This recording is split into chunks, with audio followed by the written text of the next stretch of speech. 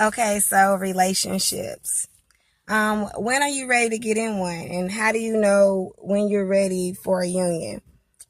You have to be a whole person. You have to be a whole self first before you enter a relationship or enter a union. You have to know yourself completely, and then you have to know what works best for you. A lot of us go by what we want and what we like and what we're attracted to, but a lot of times we don't go by what we need, okay, and what makes sense. Nobody ever does the math, even with love, and relationships. So I usually compare us to like batteries, like to a phone or something. You're a battery and you want to be at 100% before you bring your power in with somebody else. Okay. So you don't want to be on 70% and get with somebody on 30% when you get in a relationship, because then now that person is going to be draining you the whole relationship. And then you didn't really have a whole lot to really start off with if you start off at 70%. So now you guys are taking from each other's power, trying to recharge off each other when you're supposed to be at 100% from the beginning. So a lot of times I say, charge yourself up, completely get to know yourself, know what you like, know what you do like, don't like. It's not even necessarily to change, it's to have somebody and be with somebody that's aligned with you, that can accept things that are not perfect about you and accept your flaws and your faults. So I always tell people, when we're all looking for partners and wanting to be in relationships, you don't want to necessarily look for what you like. You're going to like what you like anyway. When you're around somebody that you like, you don't have to worry about the things that you're attracted to and the things that you like about them. You have to start paying attention to the things you don't like. Pay attention to the things you don't like, because those are the things you have to live with. Okay, so kissing on them all day and spending time up under them all day, that's no question. Of course that feels good. And of course that's something that you want out of a partner and somebody that you love and care about. That's no question.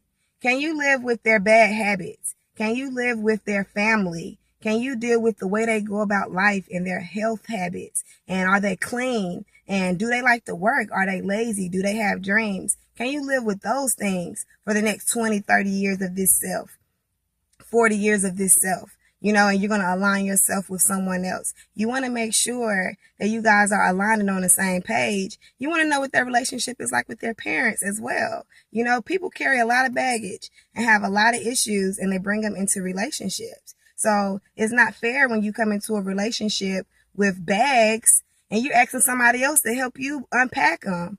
No. And a lot of times we as women and men do that. Have a lot of emotional baggage from old relationships or just even childhood things that happen with our parents that a lot of us don't even realize impact us in our relationships. We have to work on those things. You can't have baggage like that. You want to be free. You want to walk into a relationship with your hands free and open to hold your partner and to love them, not carrying bags and having them help you unload your problems that you should have unloaded before you walked into their life. So respect yourself and know when it's something you need to work on for yourself, and not to bring your issues in with someone else. When you're in a relationship, it's really just maintenance. Everything you already had going on, you should be able to do on your own. So if you're happy, you should be happy with or without your partner. When you get with a partner, now your partner is there to maintain that happiness. But it's the same thing with low self-esteem, or other bad qualities you may have. Your partner can help you maintain that as well, whether it's a drug habit or anything.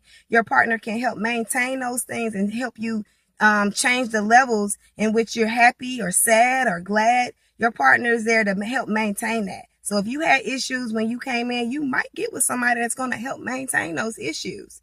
Okay, if you're happy when you come in, might get somebody that's going to maintain that happiness, or someone else might try to take away from that happiness. So the whole thing is be a whole person and know your happiness and know what love is without a partner. So you know what it is without a partner. So when you're with somebody, you can look at a situation for what it is and know your own worth and know your own value and know what you're bringing to the situation. And it's not necessarily what you bring to the table. You need to bring a whole nother table. It's not what you bring to the table. This is my table and that's your table, and we're going to slide these together. That's what it's supposed to be. Be whole before you get with someone else, so that can be a well-rounded relationship.